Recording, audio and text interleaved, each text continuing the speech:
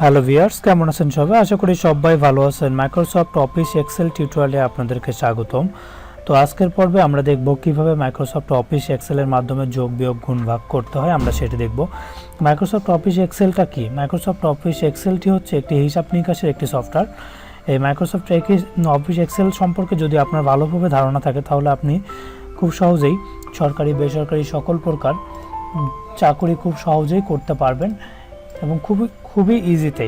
তো ভিউয়ার্স, বেশি কথা না বাড়িয়ে চলুন শুরু করি আমাদের আজকের ভিডিও। তো আমরা ফার্স্ট টাইম আমরা মাইক্রোসফট অফিস এক্সেলটি ওপেন করব। আমরা স্টার্ট মেনু থেকে মাইক্রোসফট অফিসে ফোল্ডারে যাব। এখান থেকে মাইক্রোসফট অফিস এক্সেলটি সিলেক্ট করে নেব। এখান থেকে সিলেক্ট করে ওপেন করে নেব। তো ওপেন করে এই হচ্ছে মাইক্রোসফট অফিস এক্সেলের ইন্টারফেস। তো এখান থেকে আমরা মূলত আমাদের সকল কাজ করব। এগুলো মেনু বার সম্পর্কে মেবি আপনারা যারা মাইক্রোসফট ওয়ার্ডের ভিডিও দেখেছেন, ওয়ার্ড সম্পর্কে ধারণা আছে, তারা এগুলো মেনু বার সম্পর্কে আপনাদের খুব ভালোভাবে আপনারা ধারণা আপনাদের থেকে যাবে।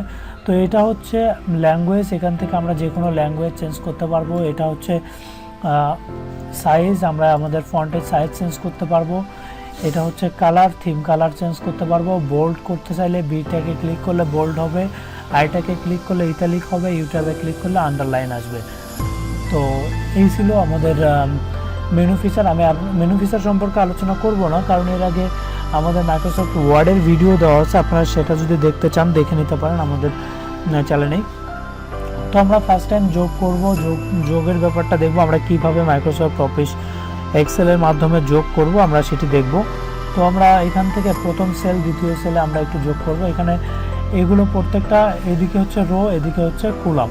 তা আমরা এগুলো হচ্ছে নাম্বার, সেল নাম্বার, এগুলো হচ্ছে সিরিয়াল নাম্বার। আমরা সেল নাম্বার থেকে আমরা প্রথমে সাপোজ লিখলাম এ নাম্বার ঘরে লিখলাম হচ্ছে 10, বিতে লিখলাম হচ্ছে 20।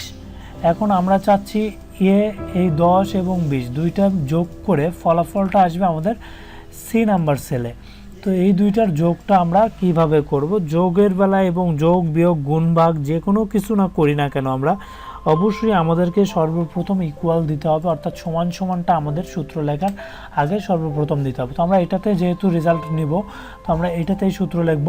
তো আমরা ফার্স্ট কি লিখব? আমাদের এ নাম্বার সেলে এই যে 10টা আছে কত নাম্বার সিরিয়ালে? A1, অর্থাৎ 1 নাম্বার সিরিয়ালে এ নাম্বার সেলে আমাদের 10 আছে। তো দেখুন এখানে আমরা যখন এটাতে ক্লিক করছি তখন A1 উঠে গেছে। তো A1 যোগ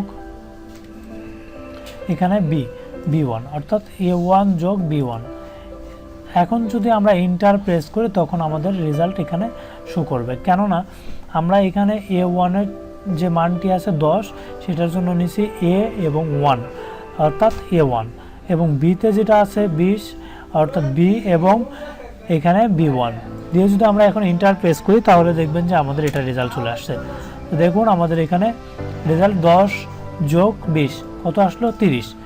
এখন যদি আমরা বলি 10 যোগ 20 যোগ 30, অর্থাৎ এই তিনটা একসঙ্গে যোগ করব, কিন্তু সেটার রেজাল্টটা আসবে আমাদের এই ঘরে।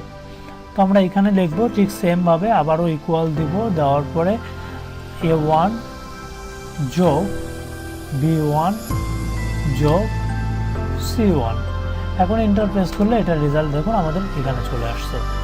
তো এটা আমরা যে কোনো ঘরে যোগ করি না কেন, সাপোজ আমরা A1 এই লাইনটা করলাম, তাই না? তো আমরা যদি এখন বলি আমাদের এখানে দিলাম হচ্ছে 50, এটাতে দিলাম হচ্ছে 80, আচ্ছা এটা তো 50। এখন আমরা বলতেছি এখানে জি কত নাম্বার লাইনে আছে? 9, তাহলে এটা হবে G9। আর এটা আছে কত নাম্বার লাইনে? H9। এখন আমরা চাচ্ছি সবগুলো মোটে যোগ করব, তাহলে রেজাল্টটা কি আসবে? সেই রেজাল্টটা আমরা নিয়ে আসবো এই ঘরে। তাহলে দেখুন আমরা আবার ইকুয়াল দিব, ইকুয়াল দিয়ে এখান থেকে A1 plus B1 plus C1 plus F1 plus G, এখানে দেখুন G9 উঠে গেছে। তারপরে এখানে দেখুন H9। এখন দিয়ে আমরা যদি ইন্টার প্রেস করি তো দেখুন আমাদের রেজাল্টটা এখানে শো করবে। দেখুন আমাদের রেজাল্ট শো করছে। তো আমরা এইভাবে আমরা মাইক্রোসফট এক্সেলের মাধ্যমে যোগ করতে পারি। তো এখন আমরা বিয়োগটা করে দেখাবো। তো আমরা সেম এই ট্যাবে আমরা চাচ্ছি এই A1 এবং B1 বিয়োগ করব। সেম কোনো কিছু করতে হবে না, খুব ইজি। রেজাল্টটা যদি আমরা এখানে নিয়ে আসি তাহলে ইকুয়াল দিব, দিয়ে এখান থেকে A1 মাইনাস B1, বাস, দেন ইন্টার প্রেস করবো, রেজাল্ট চলে আসছে -10। ঠিক সেমভাবে আমরা এগুলো চাইলে বিয়োগ করতে পারবো, খুব ইজি হয়ে যায়। তো আমরা দেখি আবার মোটামুটি আমরা যদি বলি সবগুলো এই কয়টা যোগ করব সেটার সাথে মাইনাস করব এটা।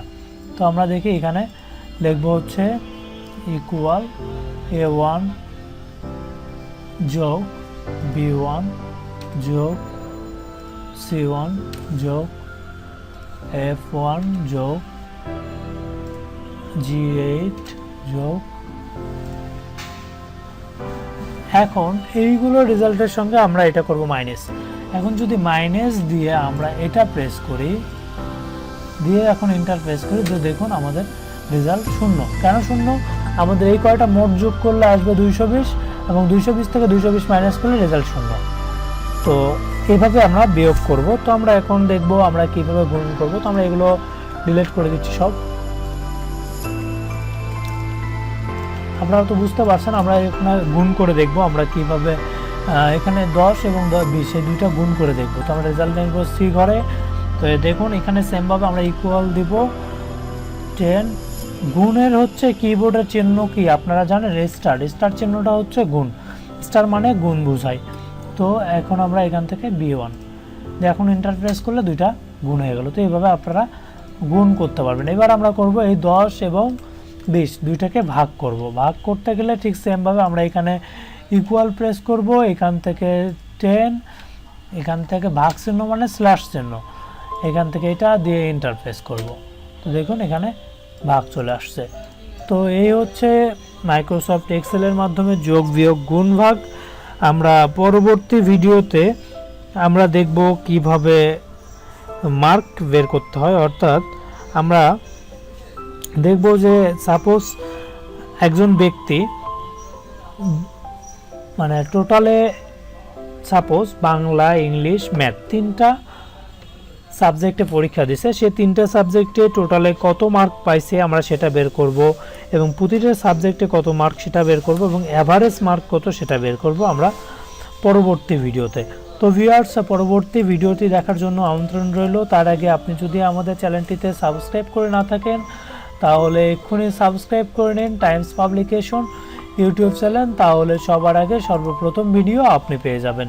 তো ভিউয়ার্স, সেই পর্যন্ত ভালো থাকবেন। আল্লাহ হাফেজ।